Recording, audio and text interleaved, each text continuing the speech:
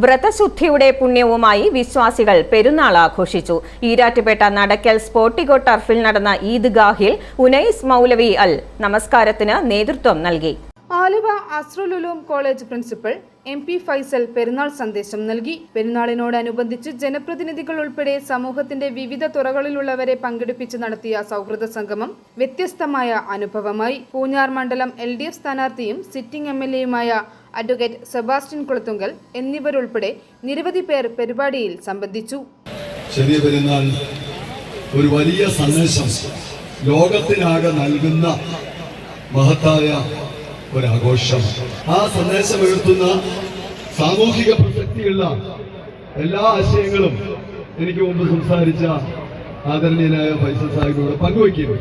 സമയപരിമിതി മൂലം അത്തരം കാര്യങ്ങളിലേക്കൊന്നും ഞാൻ കടക്കുന്നില്ല. എങ്കിലും ഇന്നത്തെ വർത്തമാനകാല ലോക ജീവിതം നമുക്കറിയാം.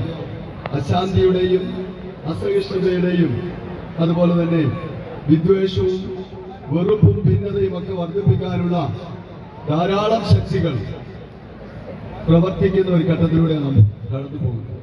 i4 news Pala.